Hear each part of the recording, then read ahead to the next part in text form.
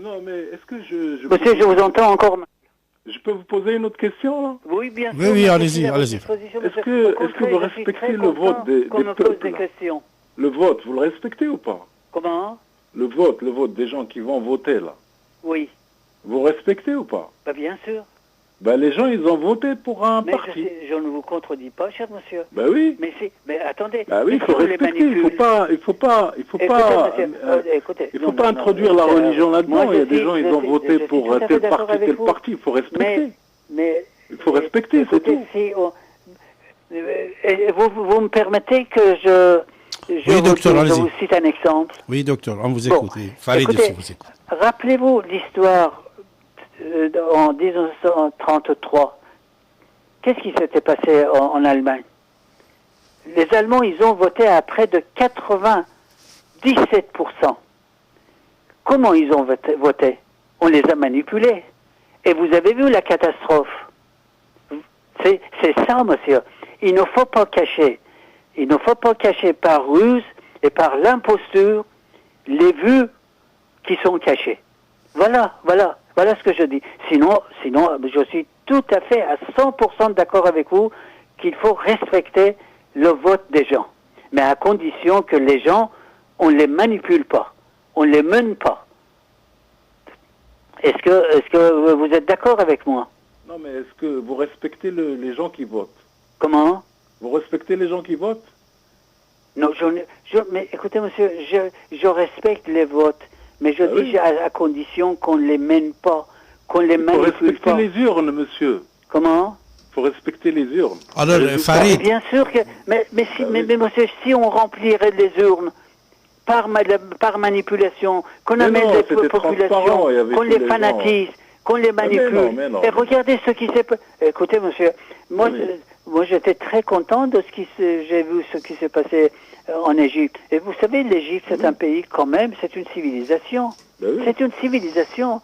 J'étais triste quand tout ce que j'ai vu se passer dans la place Tahrir, qu'il y avait des blessés ou des tués. Mais à l'heure actuelle, je suis contre que...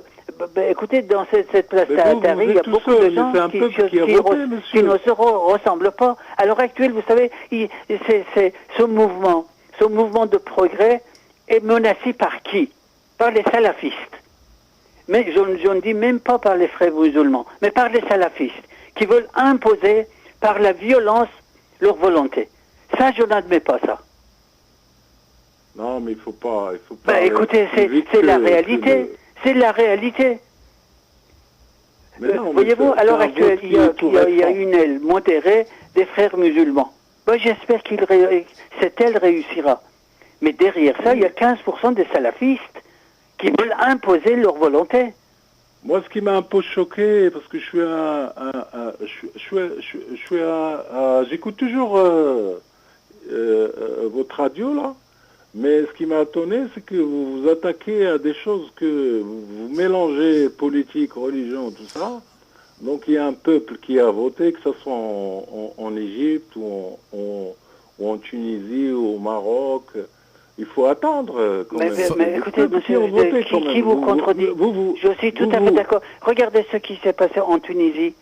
C'était très bien. C'est bien en Tunisie, ça marche là. Mais oui, ça marche, mais il y a des inquiétudes. Parce que regardez ce qui s'est passé il y a 15 jours, 3 semaines. Ils ont attaqué, vous savez, les gens. Ils ont attaqué les gens qui ne portaient pas la tenue islamique.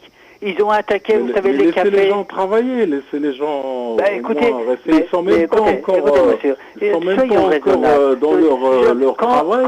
Quand je dis, monsieur, je vous comprends. Écoutez, cher monsieur, quand je dis je vous comprends ce que vous dites, je vous ai approuvé, mais aussi ne me contredites pas ce que je n'ai pas dit, et surtout acceptez ce que je dis, si c'est raisonnable. Je dis j'accepte le vote des gens, j'accepte, tenez l'exemple de la Tunisie. Il y a 15 jours, 3 semaines, il y a les salafistes qui sont allés casser les cafés, les gens qui n'étaient pas habillés, ne portaient pas de tenue islamique. Est-ce que vous acceptez ça?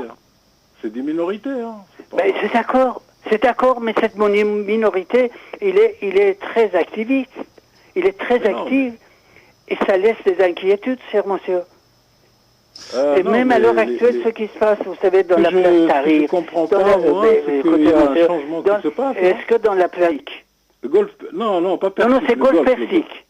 L'Arabie Saoudite, c'est le Golfe le Persique. Qatar, oui, enfin, les femmes sont opprimées là-bas. Regardez les Arabes, les femmes arabes, dans tous les autres coins du monde, elles sont émancipées, ils ont du travail, participent, je crois que mieux en Occident, dans la vie politique, dans le développement des pays, dans tout ce que vous voulez. Les femmes, elles ont un rôle...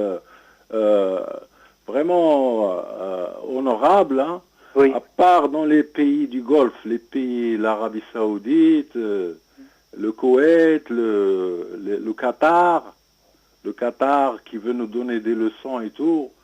Bon, à part ça, en Égypte, il ne faut pas parler de femmes. Tout ça, parce que la femme en Égypte, elle est déjà émancipée depuis longtemps. Mais écoutez, monsieur, moi je défends ni l'Arabie Saoudite, ni Qatar, ni Koweït. Au contraire. Mais je ne les défends pas. Mais monsieur, vous me parlez de femmes. Je n'ai rien contre. Il faut que la femme soit libre de choisir sa tenue et sa vie. Bien sûr, oui. Voilà, c'est tout ce que je dis. Alors, docteur Asmar Farid, si vous permettez, on va prendre quelqu'un tout de suite. Elle va nous donner un petit témoignage. Nina est avec nous. Je le prends tout de suite puisque je veux qu'elle parle tout de suite. Après, elle va nous écouter à partir de son poste radio. Nina, bonjour, bonsoir. Oui, bonsoir, monsieur. Oui, on vous écoute, Nina. Je voulais répondre un petit peu à ce que j'entends parce que je voulais témoigner. L'année dernière, j'ai pris un chauffeur de taxi. Ce monsieur était très gentil, il était tunisien. Et puis, lors du parcours, on a bavardé. Et dans ses propos, il m'expliquait que lui, il était très content que ils établissent la charia en Tunisie. Et moi, j'étais un peu choquée. Donc, je lui disais, mais vous avez une maman, vous avez des sœurs, certainement, et tout ça. Vous seriez d'accord qu'on applique la charia ? Il m'a dit, je préfère qu'on applique la charia que de voir les femmes en mini-jupe. Heureusement, moi, j'étais en pantalon. Mais j'étais vraiment choquée. Et il m'a dit, mais madame, vous n'avez pas... Parce que c'était ici à Paris, quoi. Le voyage se passait en partant de Paris. Vous n'avez pas remarqué, madame, qu'il y a de plus en plus de musulmans en France. Si vous n'avez pas remarqué, vous allez le remarquer parce que c'est l'islam qui va dominer bientôt.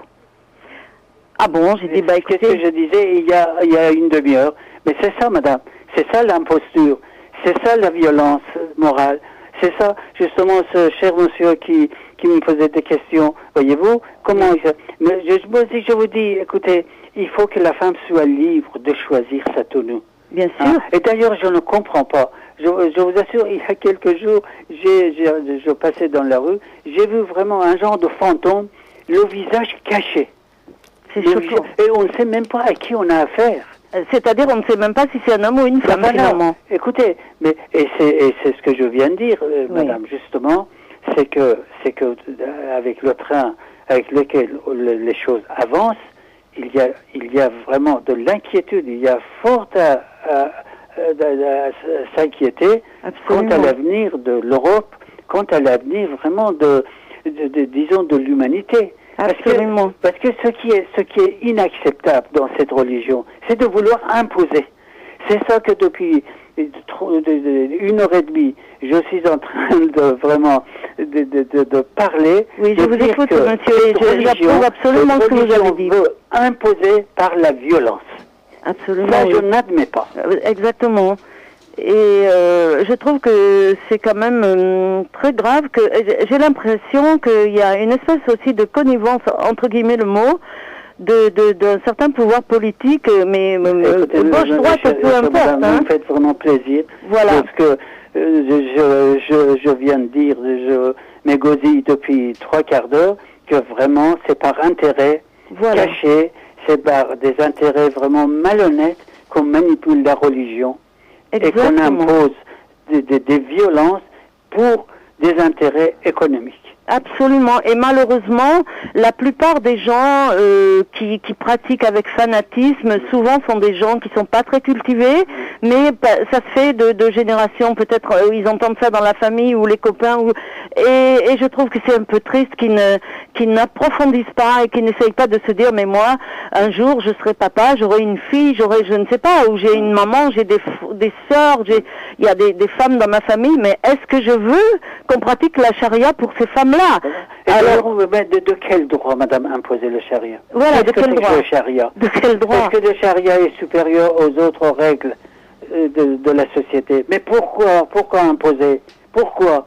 Mais bon, c'est de la bêtise et de la barbarie, pour moi. Un homme, il y a 1400 ans, s'est trouvé qui a apporté ces principes, et 14 siècles après, on veut imposer aux autres de ces principes. Mais de quel droit? Bien sûr.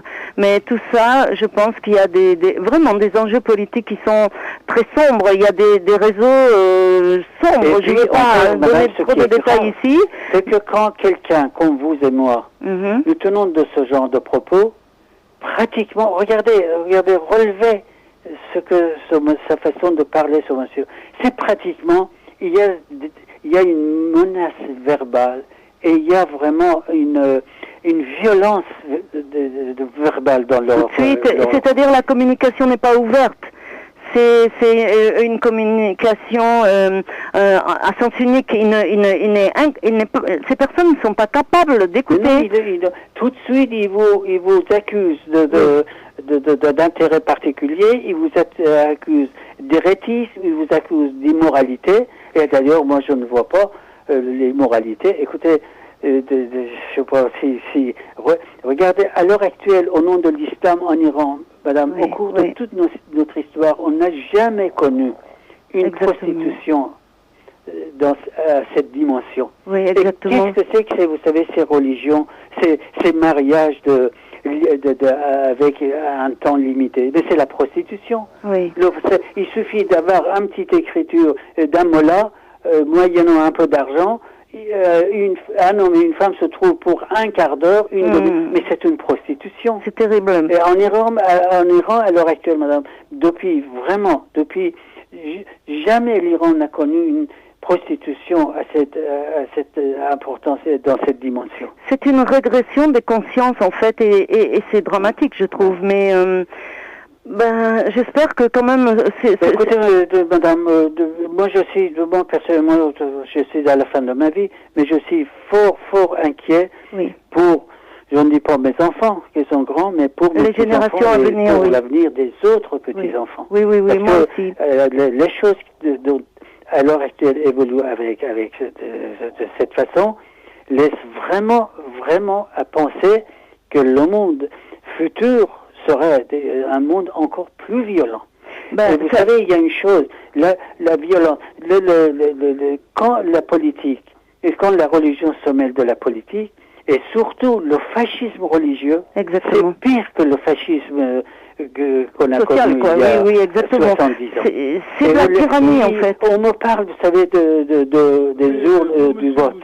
Mais écoutez, j'ai cité l'exemple. En 1933, vous savez, on avait 97%. Oui, attends, arrête-toi intervenir. Hein? Et vous avez vu le résultat? Oui, exactement. Mais je pense qu'on a du mal à faire entendre raison aux personnes qui sont... Non, on vous menace et on vous met une étiquette vraiment hérétique et un corrompu. Enfin, vous avez senti les paroles de ce cher monsieur qui m'a répondu tout à l'heure. Mais je crois qu'il veut vous parler encore, il est là et... bien qu'il m'entende, moi je veux bien... Je peux intervenir là. Je l'écouterai volontiers, mais seulement il ne me répond pas. Écoutez, il y a 15 jours, 3 semaines, non, mais est-ce que je peux parler, là en Tunisie, les salafistes qui sont venus casser les cafés. Je vous ai laissé parler là. Mais oui, je vous écoute, monsieur, oui. Non, mais moi je vous ai pas attaqué là. Écoutez, je vous remercie. Je vous présente mes défis. D'accord. Ce que j'ai dit, c'est qu'il faut respecter le vote des peuples. Mais puisque je vous ai répété 100 fois le vote des peuples, je respecte. Comme ça se passe dans le monde entier. Ben, bien sûr. Donc il ne faut pas juger d'avance. Comment juger d'avance? Il ne faut pas juger, il ne faut pas dire que les musulmans, les voilés, tout ça, mais je vous ai dit ce qui est en train de... Non, mais laissez-moi parler, je vous ai laissé... Moi, je vous ai laissé parler, là. Allez-y, qu'est-ce que vous voulez dire, Farid? Non, moi, je lui ai dit, il m'a parlé de femmes voilées, le Meydan en Égypte. Je lui ai dit, c'est pas une offensive moi je lui ai toujours parlé correctement, là. Non, on ne dit pas que... Non, vous avez parlé correctement. Il faut respecter le vote des peuples. Alors, concernant le vote, Farid, vous permettez que moi... Le vote, il s'est passé normal. Farid. Il faut laisser les choses se dérouler. Il faut pas mélanger. Il faut pas aller en avance, avoir des préjugements. L'islam, vous attaquez. C'est ça le problème, Farid. Mon cher Farid. Farid. Allô, Farid. Farid s'était coupé, je crois. Farid, tu es coupé. Allô. Je crois que Farid s'est coupé, puisque vous savez, après 30 minutes, ça coupe, mais Farid, tu peux revenir. Mais vous savez, docteur Razmara, Nina, je veux vous dire quelque chose, Farid. Écoutez bien. Il y a un problème concernant le vote. C'est David Abbassi qui parle, c'est mon avis. Et il y a un problème pour le vote. Moi, je vous pose la question. Attendez 2 secondes. Docteur Razmara, vous voulez compléter votre réponse pour Farid? Après moi, je vais parler après vous. Allez-y, docteur. On vous écoute. Mais la question qui m'a posé, j'ai dit, je suis tout à fait d'accord avec le vote, mais je ne suis pas contre, mais je ne suis pas d'accord de manipuler les gens, de les amener à voter, et surtout, une fois qu'ils ont voté, et détourner les problèmes. Regardez ce qui s'est passé en Tunisie, qui, encore, je répète, parmi ces pays de Maghreb, c'est le pays, disons, socialement le plus évolué. Bon, ils ont fait vraiment une révolution, ils ont fait un mouvement et les gens ont espéré un avenir meilleur et il y avait une participation, j'ai écouté les femmes, les gens. Bon, alors il y a 15 jours, il y a les salafistes, ils ont attaqué les gens qui ne portaient pas, les femmes qui ne portaient pas de voile islamique et surtout ils ont cassé dans les cafés quelqu'un qui prenait une bière ou un alcool ou quelque chose comme ça. Ça, je n'admets pas ça. Dans la place de Tahrir, avant-hier soir, j'ai vu que pratiquement pas de femmes, pas une femme, parce qu'on ne tolère pas la participation des femmes. Et pourtant, Dieu sait que quand même, en Égypte, il y a quand même une classe quand même évoluée, il y a des femmes évoluées. C'est ça que je dis ici, c'est inacceptable. C'est ça le méfait de l'islam politique et surtout son côté imposé. Exactement. C'est-à-dire par un totalitarisme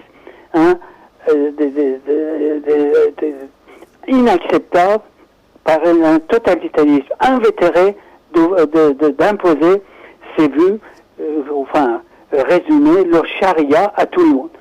Je dis la femme elle doit être libre si elle veut porter le voile ou si elle ne veut pas porter. Et encore, il y a une chose, quand même, il y a une certaine limite. Je vous ai dit, il y a à Paris, il y a quelques jours, j'ai rencontré, vraiment j'ai eu l'impression de voir un fantôme. Le visage caché, et on ne sait même pas si c'est un homme ou une femme. Mais alors, on me parle de mini-jupes, de ça. Écoutez, bon, les gens qui veulent avoir une mini-jupe, je ne suis pas d'accord. Ça aussi, mais je ne vais pas quand même vitrifier, vitrioler les visages comme ils ont fait. Ils ont fait en Iran. Oui. Ils ont vitriolé les femmes qui ne portaient pas de voile islamique. Ils ont jeté de l'acide. Ils ont, avec Pierre Ponce, ils ont pour enlever le rouge à lèvres, ils ont frotté avec Pierre Ponce les lèvres des femmes. Vous imaginez, je ne sais pas comment on peut appeler ça. Est-ce qu'il m'entend, docteur? Oui, je vous entends. Oui, je veux dire, vous imaginez, au nom d'une religion qui est censée donner le message de Dieu au nom de Dieu, vous faites ça, mais comment vous allez convaincre quelqu'un que ce Dieu est amour? Oui, voilà, vous voyez, c'est antagoniste avec même ce qu'ils veulent. De vous exprimer ainsi, c'est exactement ça. Voilà. Où est vraiment l'amour? Où est l'amour du prochain? L'amour divin, où est l'amour divin là? Oui, l'amour divin. Et où est l'humanisme? Où est vraiment la tendresse? Donc, écoutez. Et d'ailleurs, je vous dis, maintenant, cher monsieur Farid qui m'entendra, écoutez, qu'est-ce que c'est que le djihad? De manipuler, de provoquer, d'encourager, de promouvoir le djihad. Et regardez, à l'heure actuelle, tout ce qui s'est passé au cours de ces années, au cours de tout ce qui se passe, c'est au nom de djihad. C'est un des 5 principes de piliers de l'islam, djihad. Oui, c'est le 6e pilier, je crois, de l'islam, ou 4e ou 6e. Mais c'est antagoniste avec, finalement, cette idée de vouloir prôner la religion, mais vous faites fuir les gens qui sont un peu sensés, ils se disent, si c'est ça votre religion, je préfère aller ailleurs. Écoutez, il y a eu beaucoup de massacres au nom de la religion. Le prosélytisme, vous savez, ça, on a connu. De toute façon, madame, je suis contre de vouloir imposer, quelqu'un qui impose ses principes et ses vues aux autres personnes. Imposer, c'est tout sauf divin, donc ça c'est clair. Voilà, alors donc... on dit, là où est Dieu, il y a absence de pouvoir. Oui. Mais malheureusement, madame, la réalité amère, c'est que quand on étudie vraiment ces 3 grandes religions monothéistes, à chaque période, vraiment, ils ont commis des exactions. Exactement. Toutes les 3, voyez-vous. C'est pour ça que ce cher monsieur Farid, donc, j'ai dit, moi, je suis laïque. Bien sûr, j'ai bien entendu. Je n'empêche pas quelqu'un qui exerce sa religion, qui choisissent vraiment sa voie divine, mais moi personnellement, je n'accepte pas que quelqu'un, par ses idées impose aux autres. Aucune personne sensée, monsieur, ne peut accepter ça. Voilà. Parce que c'est un petit peu ça fait un peu sauvage comme comportement, et ça ramène à la barbarie. Donc c'est triste, c'est une régression, c'est malheureux. Oui. En tout cas, je vous remercie infiniment, docteur, pour tout ce que vous avez dit, et je continue de vous écouter, et je vous remercie pour...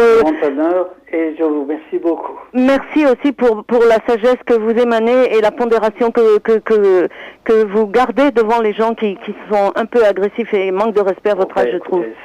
Moi, je suis arrivé à des expériences avec mon âge, je tolère même quand quelqu'un... il m'a pas agressé, mais la question, vraiment, c'est une petite dose d'intolérance. C'est tout à votre honneur, vous êtes un sage, voilà, et je vous respecte et je vous salue et je vous remercie beaucoup. Je vous remercie, madame, je vous souhaite une bonne nuit. Bonne nuit aussi, docteur, merci. Je continue de vous écouter, merci. Bonsoir, monsieur Abbassi, bonsoir à tout le monde. Merci, bonsoir, merci. Alors, nous sommes ce soir avec docteur Razmara, l'ancien ministre de la Santé de Shah d'Iran, ami de Shapur Bakhtiar, écrivain, un grand politicien. Et son frère était assassiné, le général Razmara, premier ministre d'Iran, il y a déjà 60 ans, par les islamistes, par le frère musulman iranien à l'époque. Et j'ai le plaisir d'avoir cet ami ce soir avec nous. Mon cher docteur Razmara, après une petite pause musicale, on va revenir pour continuer notre émission. Écoutez, je vous attends, oui. Merci.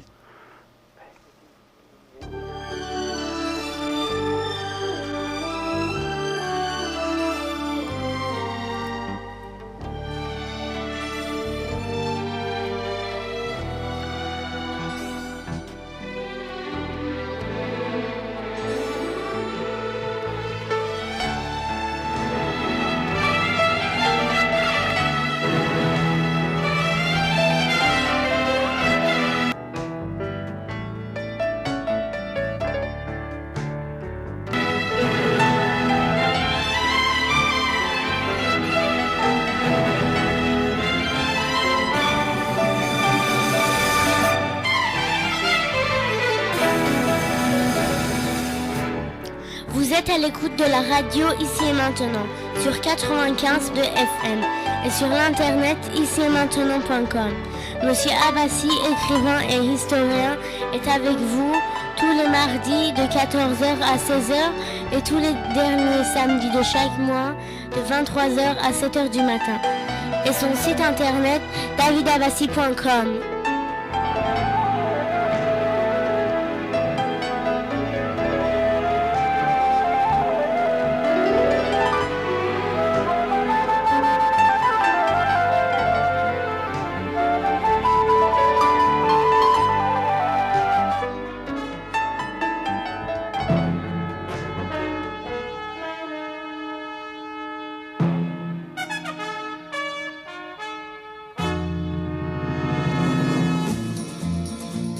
Vous êtes à l'écoute de la radio Ici et Maintenant sur 95.2 FM et sur l'internet ici-et-maintenant.com.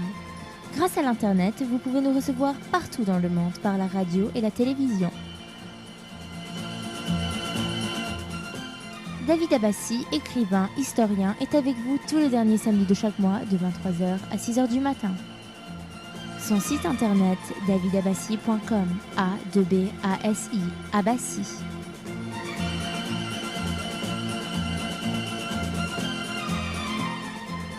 Vous avez la parole pour vous exprimer et poser vos questions en composant le 08 92 23 95 20. 08 92 23 95 20. Alors pourquoi je vous ai envoyé deux annonces identiques mais avec deux voix différentes? Pourquoi? Puisque les deux voix c'est une seule personne. Une fois quand cette jeune fille-là avait 5-6 ans, mon invité ici dans le studio, c'était Pierre Marion, l'ancien patron de DGSE. Il est décédé l'année dernière. Pierre Marion, pendant des années, il a servi la France, il a servi François Mitterrand, il était patron de service d'espionnage français. Moi, quand j'ai parlé avec lui, on disait service contre-espionnage. Il disait non, c'est espionnage. C'était patron de service d'espionnage français, c'est-à-dire DGSO. Alors Pierre Marion était avec moi, il a déjà, on peut dire 14 ans, non, 12 ans, 13 ans, et cette jeune fille-là avait 6 ans, qui a annoncé cette annonce. Après, deuxième annonce, c'est la même personne, mais quand il avait 16 ans. C'est une artiste, c'est ma fille, mes chers amis, c'est mon regard. Alors, docteur, vous savez, c'était tout à fait normal de remercier ma fille aussi, qui pendant des années, même ma fille était avec moi, à mes côtés, voilà, depuis qu'il avait même 2 ans, 3 ans à ce jour-là. Docteur Razmara, avant de prendre Michael et Darius, puisque nous avons Michael et Darius. Michael, bonjour. Darius, bonjour. Bonjour.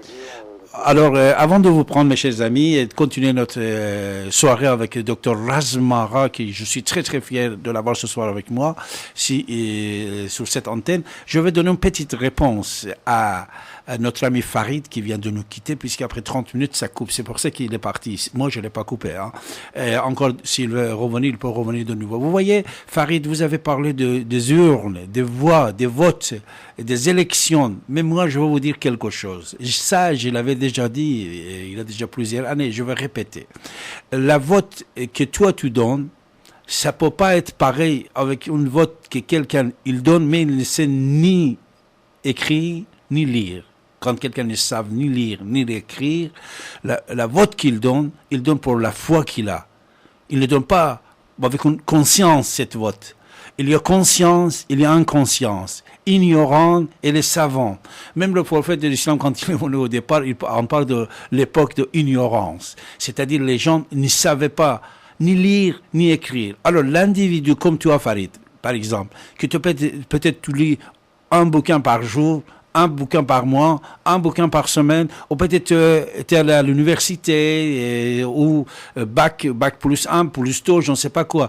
Toi, le vote que tu donnes ici en France, tu choisis entre, par exemple, Sarkozy et François Hollande, il n'a pas le même, c'est David Abbassi qui vous dit, pendant des années, avec la conscience, j'ai parlé, et c'est avec la conscience aussi que je vous dis ça. La vote que les gens dans le pays musulman actuellement, ils donnent, puisque le taux d'éducation, le taux d'intelligence, le taux de conscience n'est pas identique pour pouvoir connaître qu'est-ce qui va passer demain. Ils votent seulement pour la religion, ils votent seulement pour le chef de la religion. La vote qui donne un laïc, Par exemple, quand Dr Razmara il parle de la laïcité, de la laïque, un laïque, dès qu'il dit il est laïque, en même temps peut-être il est croyant, mais sa croyance c'est caché pour lui-même, il ne l'évoque pas. Quand il dit que je suis laïque, cette laïcité, c'est une école, c'est une université, c'est une éducation, c'est une culture. Ça, malheureusement, moi-même, David Abbassi vous dire encore, moi j'ai visité presque tous les pays dans le monde, presque tout. Et j'ai visité 98% des pays musulmans. Surtout, j'ai visité l'Égypte. L'Égypte, avec une grande civilisation de plus de 5000 ans, je l'ai visité même il y a déjà 1 an, l'année dernière.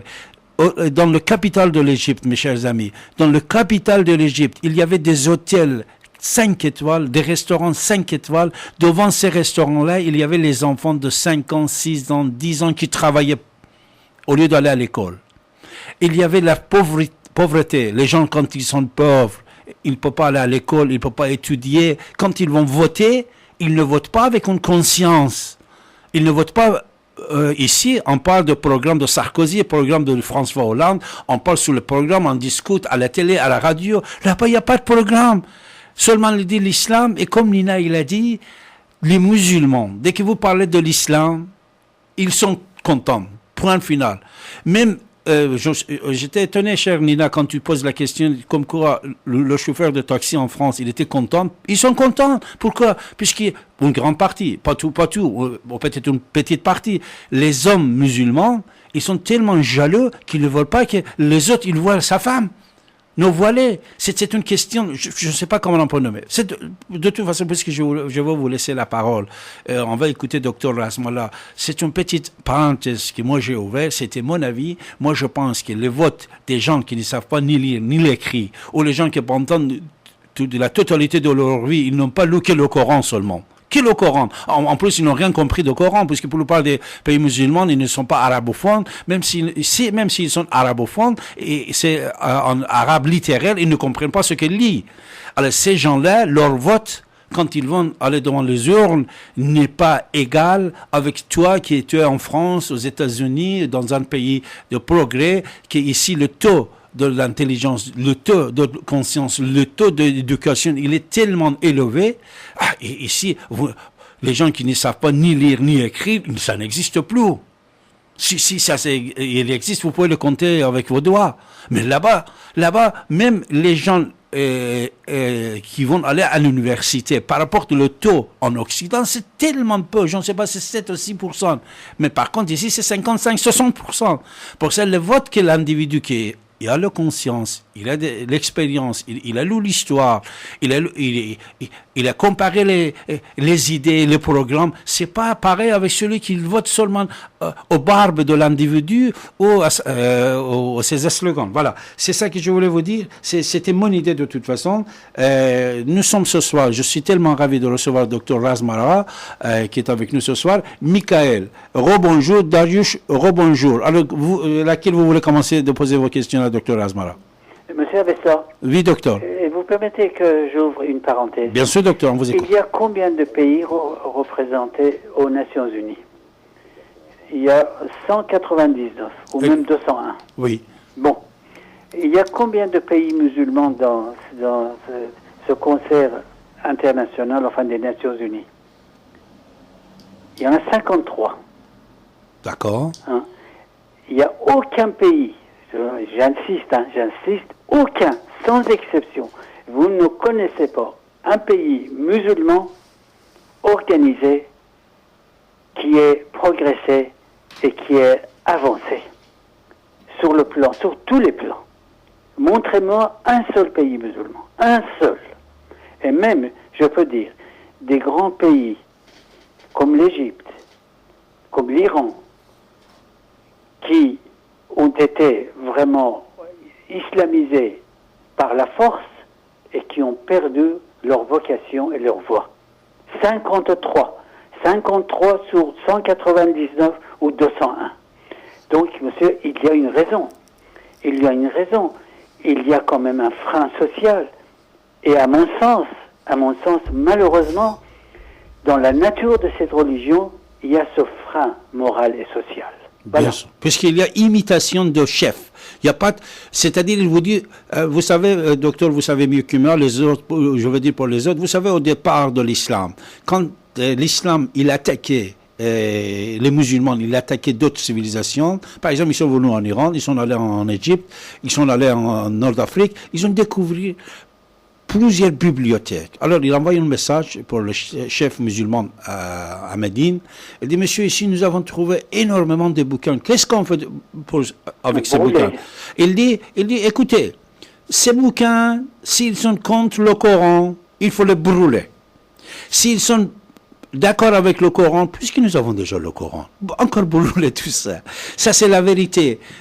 Ibn Hisham, grand historien arabo-musulman, il a écrit ça. Ibn Kathir, il a écrit ça. Tabari, il a écrit ça. Ibn Khaldoun, il a écrit ça. C'est-à-dire, ce propos, ce n'est pas des mensonges. C'est-à-dire, pour eux, il dit, si il est avec le Coran, ok, nous avons le Coran, nous n'avons plus besoin de ça. S'il est contre le Coran, il faut le brûler. Combien ils ont brûlé des bouquins partout et combien ils sont en train de brûler les films. Par exemple, le film Persepolis, en Tunisie, interdit. C'est quoi? C'est une chaîne d'animation. C'est pour ça, docteur, vous avez tout à fait raison. C'est-à-dire, le Coran, seulement c'est le livre. Ces gens-là qui vont aller voter. Qui exprime bien ça, monsieur. C'est l'intolérance. Voilà. L'intolérance. Ils ne lient pas. Les religions ont été intolérantes. Ils ont su s'adapter avec le progrès, avec le monde. Mais il y a cette intolérance qui reste dans cette religion. Et ça, je n'admets pas. Je n'admets pas ça. Bien sûr. Michael, on vous écoute. Darius, vous êtes là?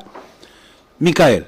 Oui, bah écoutez, là, et tu te prends le combiné proche de ta bouche, s'il te plaît. J'ai l'impression que j'ai quand même pas de respect pour les gens, parce que là, ça fait presque 20 minutes que j'attends. Après, vous allez me dire que l'antenne, mon temps de parole est fini, que je n'ai pas commencé à parler. C'est très intéressant. Moi, je n'ai rien contre vous, ni contre votre invité. Mais à ce moment-là, faites-le en disant que l'antenne n'est pas ouverte. Puisque vous parlez, on vous écoute, Michael. Vous parlez à deux, donc... Voilà, bon, je voulais simplement dire quelque chose, et pour dire quelque chose qui va prendre 5 minutes, il faut que j'attende 20 minutes. C'est leur règle de jeu, malheureusement. On vous écoute, Michael, allez-y. Oui, bon, voilà, j'ai vu ce soir au journal télévisé, c'est Antenne 2, je crois, il y avait un petit truc sur le Mali. Et j'ai vu qu'effectivement, les extrémistes islamiques, Touareg, je ne sais pas quoi... a commencé à détruire quelque chose qui est classé au patrimoine mondial. Des mosquées. Les musulmans, ils ont détruit les mosquées seulement. Pourquoi? Puisque UNESCO, il a dit, c'est patrimoine mondial. C'est-à-dire, regardez l'imbécilité des gens qui détruisent, ils sont musulmans, ils détruisent les mosquées. Pourquoi? Puisque l'UNESCO, il voulait sauvegarder cette... Et pas que des mosquées, des figurines africaines aussi, etc. Donc c'est vrai qu'il y a un rapport avec ce qui s'était passé en Afghanistan avec les Bouddhas. Comment est-ce qu'on peut détruire des choses qui appartiennent à l'humanité, à l'histoire de l'humanité? Voilà. Mais tu sais pourquoi je peux te répondre, Michael? Oui. Parce que tu sais, une grande partie des mosquées dans le monde, une grande partie surtout des grandes mosquées d'Istanbul, avant c'était des églises. Et avant qu'ils soient des églises, c'était le temple de Mitra. Alors ces gens-là, de temps en temps, ils trouvent certaines originalités et sensibilités de la part de l'UNESCO, tout ça, qui sont tellement jaloux et imbéciles qu'ils ont des arrière-pensées. C'est-à-dire, alors l'histoire de Bouddha, c'était autre chose encore, parce que Bouddha, c'était bouddhaïsme. Mais c'est des mosquées qu'ils sont en train de détruire. Comme Dr Razmarel vient de vous dire... Moi, je ne veux pas parler au niveau religion, je parle au niveau de ce que ça représente. C'est quand même des témoignages des temps passés, de ce qui a été fait par les hommes, quelle que soit leur religion. On ne détruit pas les choses comme ça. D'autant plus que c'est pas gênant, ça les empêche pas d'exprimer leur foi s'ils en ont une. Enfin, moi, je crois pas, je crois que c'est plutôt une foi pour détruire et puis servir le monde. Mais voilà, c'est vraiment désolant. Et quand on dit que c'est classé au patrimoine mondial, je comprends pas pourquoi le monde, enfin l'UNESCO, je sais pas quoi, l'OTAN, pas l'OTAN parce que l'OTAN c'est politisé, c'est l'Occident, mais qu'il n'y ait pas des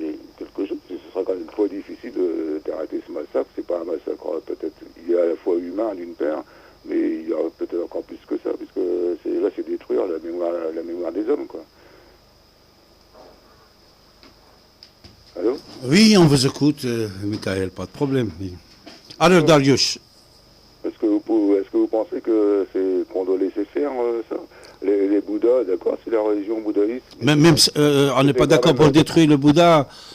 C'est patrimoine mondial, c'est patrimoine de peuple d'Afghan, c'est patrimoine de peuple de Mali, patrimoine du monde entier. Il ne faut pas le détruire.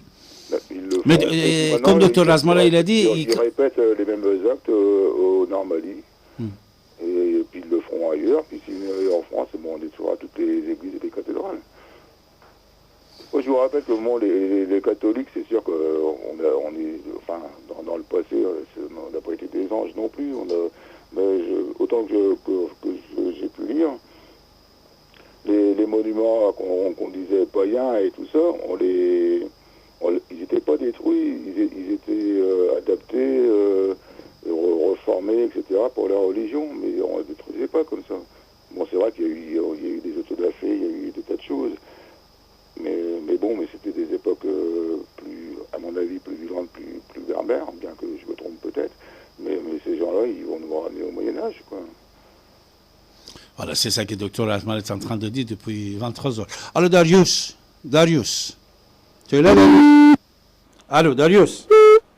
Le Darius, je crois qu'il est parti. Darius, il est parti. Alors, Michael, tu as d'autres choses à nous dire? Michael? Non, c'était une observation. Moi, ça me désole qu'on puisse détruire des monuments qui sont classés comme ça, et puis qui sont quand même notre histoire, pas notre histoire d'un pays ou d'une région, mais de l'histoire du monde, quoi. C'est tout. Quelles que soient les foi, les religions, quoi que ce soit, c'est tout ce que je voulais dire. Bon, ça devrait se respecter, ces trucs-là. Docteur Razmala. Et pourquoi écoutez, monsieur, j'entends pratiquement rien. J'entends absolument rien de ce que dit monsieur... Michael, il est tellement désolé pour les mosquées qui sont en train de les détruire, mon cher docteur. Écoutez, c'est une bêtise également. Moi, je ne comprends pas pourquoi on détruit. Vous savez, ça évidemment, vous comprenez, mais c'est exactement la même chose. Il y a 2 mois, ils ont, en Iran, à Isfahan, ils ont détruit une église...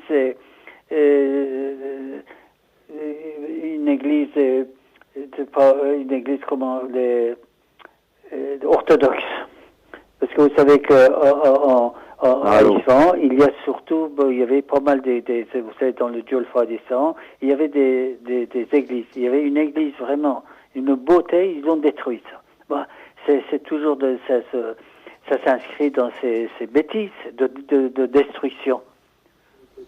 Oui. Bonsoir, Momo. Allô, Momo. Oui, bonsoir. Ouais, merci de me prendre maintenant. Je vais faire court, moi. Moi, je vais dire que pour moi, il n'y a qu'un Dieu dans l'univers et que les hommes sont mal guidés et ne respectent pas leur Seigneur et ne respectent pas donc leurs frères ni les femmes. Et c'est ça le problème, c'est que comme les hommes ne respectent pas leur Seigneur, ne respectent pas la création de Dieu, c'est-à-dire la vie, comme les hommes ne respectent pas la vie et la liberté, surtout des femmes, c'est péché. Donc c'est mauvais de détruire ce que Dieu crée sur Terre ou dans l'univers. Donc voilà, et c'est péché aussi de faire du mal à son frère, c'est-à-dire que c'est péché que de faire du mal soit aux Juifs, soit aux Israéliens, soit aux Palestiniens ou enfin n'importe quel côté de la planète. C'est péché de se tirer dessus ou de se faire du mal, voilà. Et donc là, pour moi, Dieu c'est l'amour et c'est vers ça qu'il veut vous guider, vers l'amour. Et c'est sûr que si ceux qui veulent pas aimer, ils restent dans leur violence, dans leur enfer. Mais justement, hisser son âme, c'est hisser son âme vers Dieu, c'est-à-dire les étoiles, c'est-à-dire vers la lumière et la vie. Et voilà. Et donc vers l'amour. C'est ça pour moi, hisser son âme quelque part. Voilà, c'est s'élever et de grandir.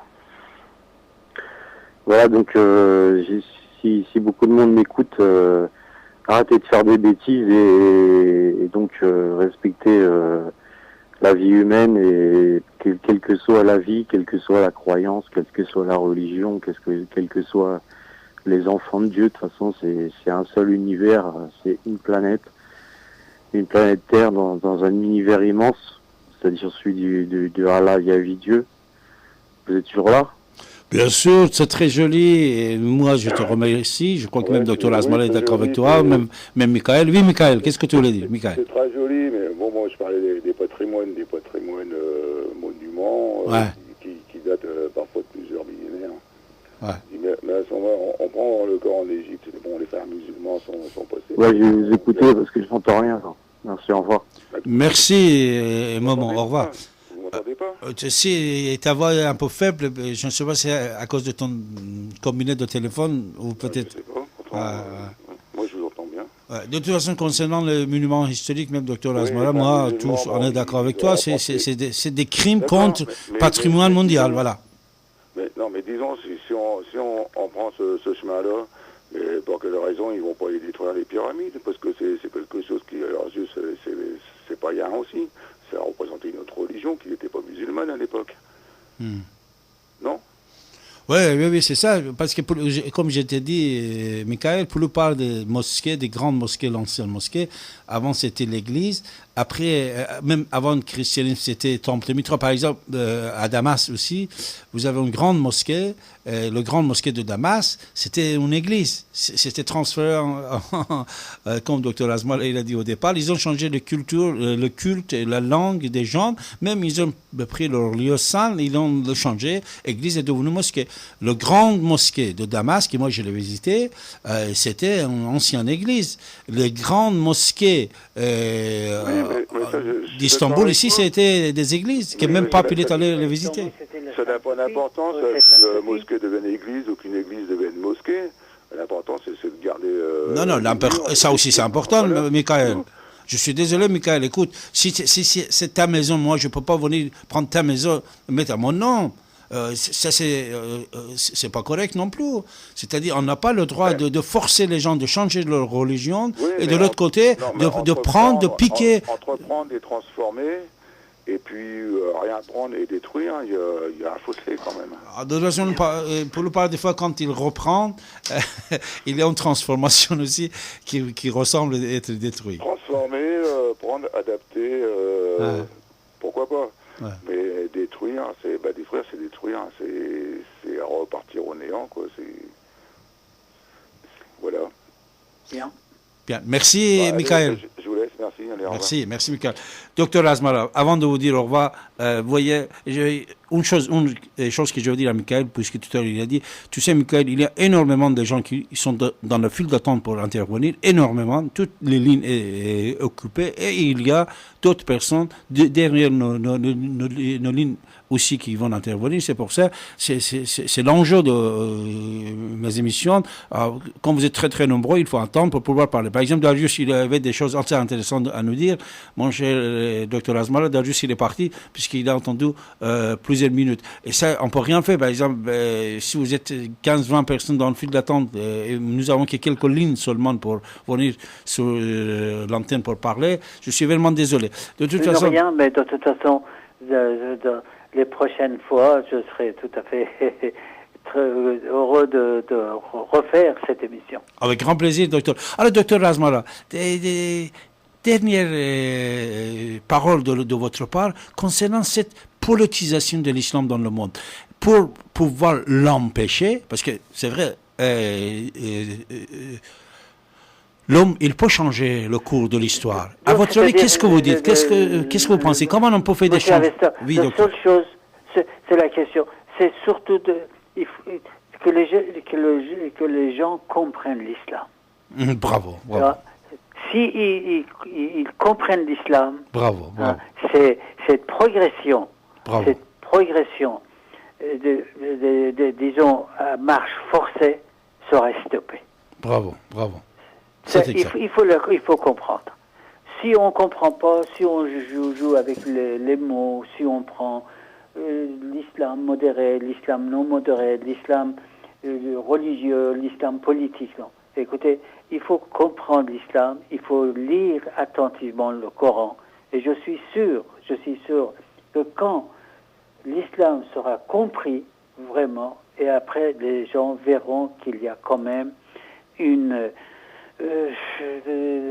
adaptation, surtout avec le monde actuel, avec le progrès du monde et avec la situation actuelle du monde. Exactement. Voilà. Mon cher ami, Dr Razmara, je vous remercie beaucoup. Je vous embrasse très très fort. Je vous remercie de m'avoir donné l'occasion de parler et surtout d'entendre les gens. Tout le plaisir était pour moi et pour mes auditeurs. Toujours instructif. Merci, docteur. On était tellement ravis de vous avoir ce soir parmi nous. Excusez-nous de vous prendre jusqu'à assez tard ce soir. Non, ce n'est pas si tard que ça.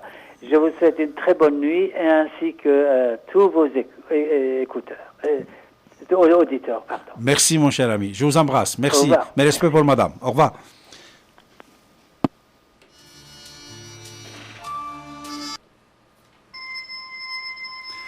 Voilà, mes chers amis, c'était Dr Manouchehr Razmara, l'ancien ministre de la Santé de Shah d'Iran. C'était le dernier ministre de la Santé de Shah d'Iran, ministre Shapur Bakhtiar, assassiné ici en France.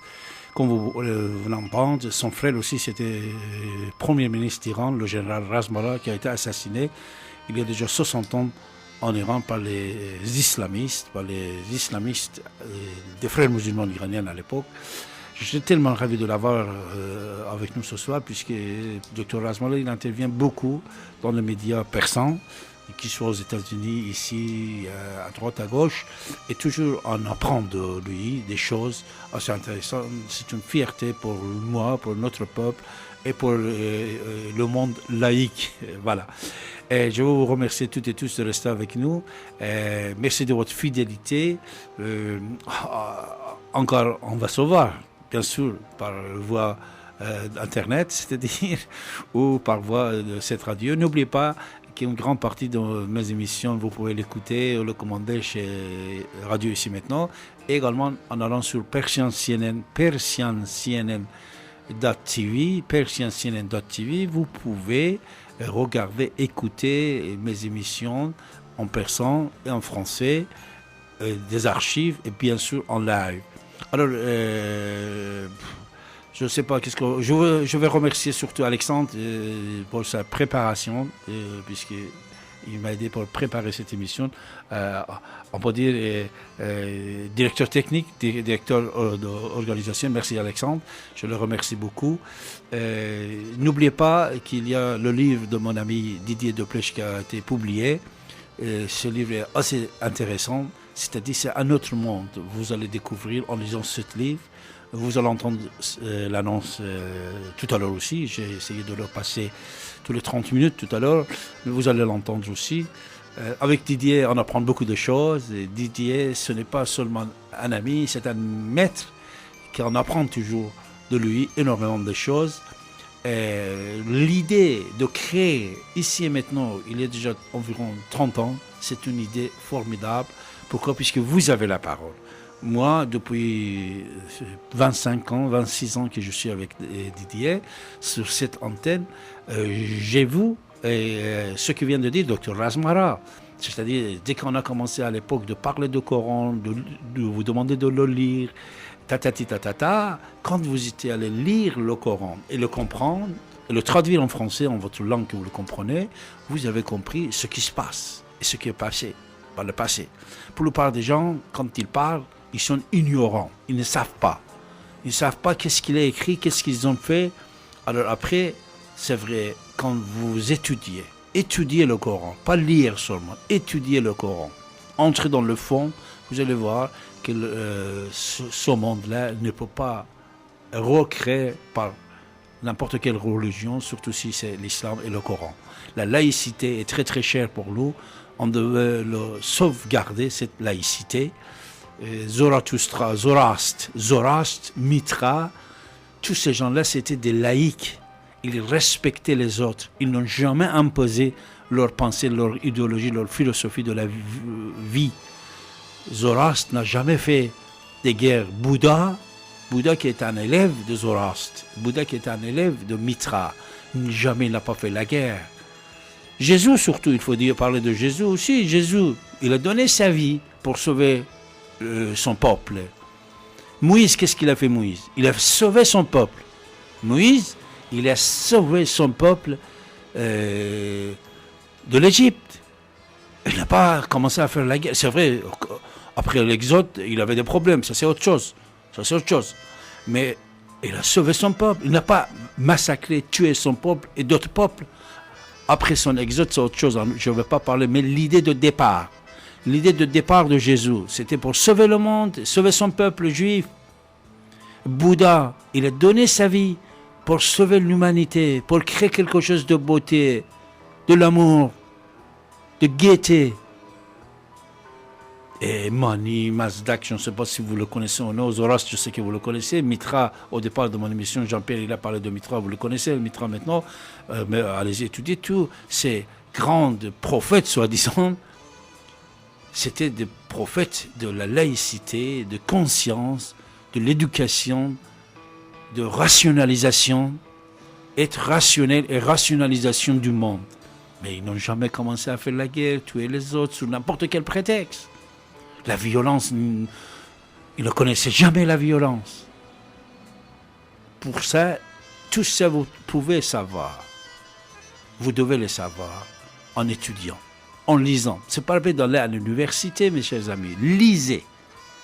N'ayez pas peur de lire les articles, les bouquins qui sont contre votre croyance. N'ayez pas peur.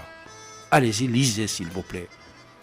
Comme Dr Razmara, il a dit, même lisez le Coran, votre Coran, que vous êtes très sensible, lisez-le et comprenez-le. Après, vous allez voir si vous êtes d'accord que la terre est plate, si vous êtes d'accord qu'il faut frapper les femmes, si vous êtes d'accord qu'il faut tuer les autres qui ne sont pas musulmans, tout ça c'est écrit dedans. Voilà. Après, on va vous dire, les mollahs, ils vont dire, les ayatollahs, les clergés, les chefs des mosquées, ils vont dire, ah, c'est sous le prétexte, c'est quoi? Prétexte, c'est-à-dire, devant si vous êtes en guerre avec n'importe qui, vous sortez votre pistolet comme ils sont sortis en Syrie, en Liban, partout. En Syrie, qu'est-ce qui se passe en Syrie? Les musulmans, ils tuent les musulmans.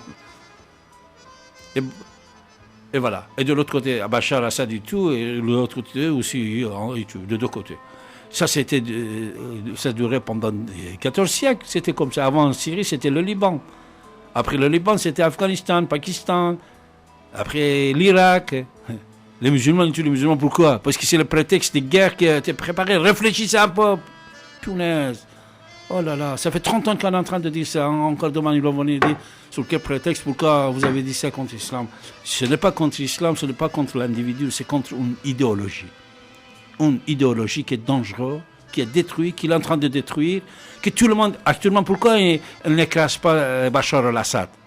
Pourquoi il ne l'écrase pas? Parce que tous les chefs du monde entier, ils disent ce qu'on a fait en Irak, ce qu'on a fait en Afghanistan, ce qu'on a fait en Libye, c'était une erreur. On a enlevé un dictateur, après il y a des guerres civiles qui sont venues. Tous, ils disent ça pour ne pas attaquer Bachar al-Assad.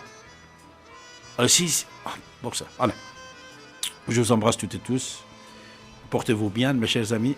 Profitez de l'été, saison de la chaleur. Et l'amour soit dans vos cœurs, toujours. L'amour pour votre prochain et pour ceux qui sont très très proches de vous. Partagez l'amour, restez amoureux. C'est avec l'amour qu'on peut vivre. C'est avec l'amour qu'on peut créer un autre monde. C'est vrai, les propos de notre ami Momo étaient très intéressants. L'amour. De toute façon, tous les propos étaient intéressants. Moi, toujours, je vous ai remercié toutes et tous. Que vous êtes pour ou contre ce que nous on dit ou les autres qu'ils disent, je vous remercie. Puisque moi, je vous aime toutes et tous. Et je vous respecte. C'est pour ça que quand vous l'intervenez, seulement je dis, n'insultez pas. Ne donnez pas des slogans. Précisez vos idées si c'est contre nos idées. Précisez. Insulter et juger les autres, c'est pas beau, c'est pas correct. Alors, que Dieu vous protège. Votre Dieu, puisque le Dieu est différent. Par rapport aux pensées de chaque individu, il y a un autre Dieu. Merci à toutes, merci à tous. Mais restez à l'écoute de votre radio ici maintenant, puisqu'il y a une archive qui va passer sur cette antenne et comme d'habitude va être très intéressant. Comme vous savez, tous mes amis ici et maintenant sur cette radio, moi je les aime toutes et tous et les émissions qu'ils font, c'est toujours éducatif. Et on apprend. Je veux remercier tous mes amis qui travaillent avec Didier Deplège, qui sont à côté de Didier Deplège. Didier Deplège qui a créé un autre monde depuis presque 30 ans, avec Ici et Maintenant. Restez à l'écoute de votre radio. Je vous embrasse toutes et tous et je vous dis à très bientôt. Merci. Au revoir.